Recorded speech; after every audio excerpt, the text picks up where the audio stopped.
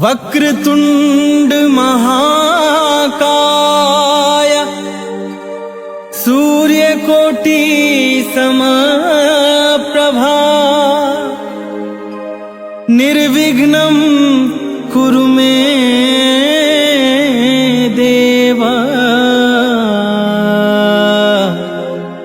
सर्वकार्येषु सर्वदा।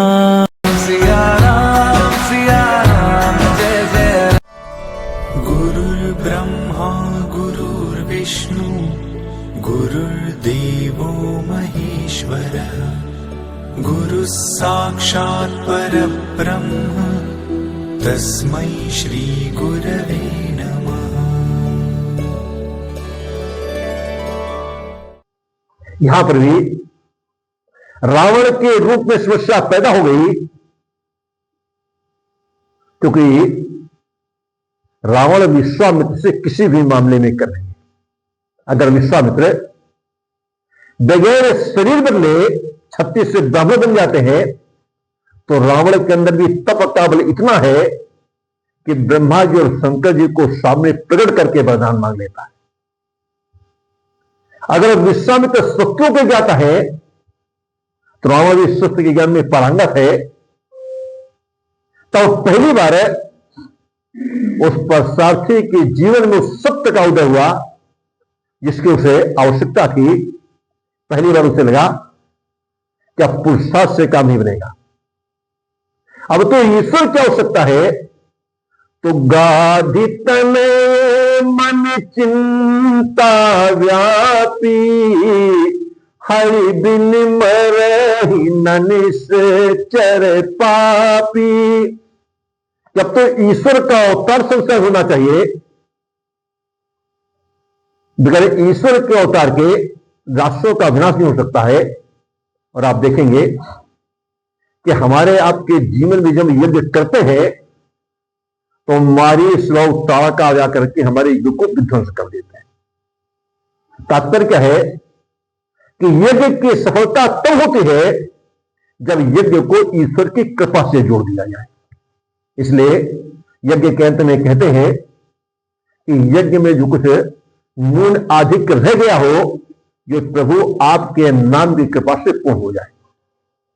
तो विश्वामित्र ने सोचा कि ईश्वर को लाना है तो विचार करें कि ईश्वर मिलेगा कहां। जब ध्यान करने बैठे तो ईश्वर जी ने देखा कि ईश्वर का अवतार तो हो गया है, और ईश्वर का अवतार कहां हुआ है? एक क्षत्रिय के घर में।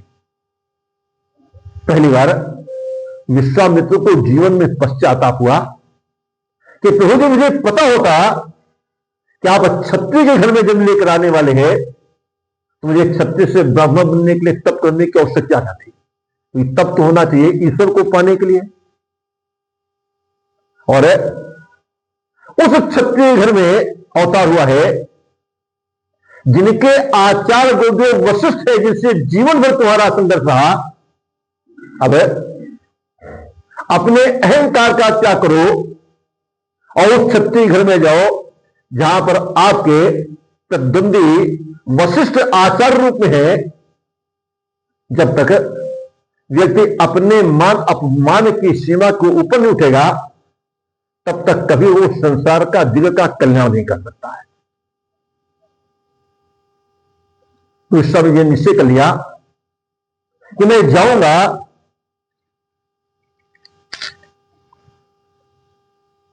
और भगवान के दर्शन करूंगा।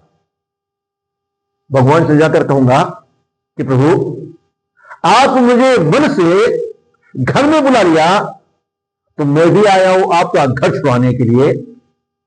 पर एक बात है, यदि आपने मेरा वन बसा दिया तो मैं भी आपको वचन देता हूं कि मैं आपका घर बसा दूंगा।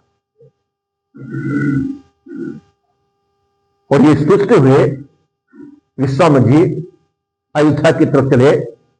इधर वाल्मीकि रामायण के अनुसार महाराज दशरथ माता कौशल्या के महल में जाते हैं। माता कौशल्या चिंतित है। दशरथ ने पूछा, कौशल्या क्या बात है, इतनी चिंतित क्यों हो? कौशल्या ने कहा आप तो खाली मस्त हो, आपको क्या चिंता है? अरे बात क्या, बात तो बताओ, आपको मेरे राम जी के विवाह की तो चिंता ही नहीं है। अरे अभी राम जी मात्र 14 वर्ष के हैं, फिर राम जी तो पुत्र है, चिंता की जाती है कन्याओं के विवाह की।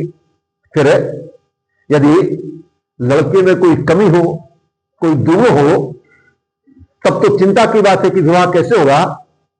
तो अपने राम जी तो गुणों की खान है। कौशल्या जी कहते भुवन, हमारे राम जी के अनुरूप गुण मिलेगी कहां? सच कहती हूं, यदि राम जी से न्यून रूप में, गुण में, शील में कन्या आ गई और मेरे राम जी का मुख मलिन हो गया, तो सच कहती हूं मेरे शरीर से प्राण निकल जाएंगे। महाराज दशरथ विचार करने लगे, ये बात तो सच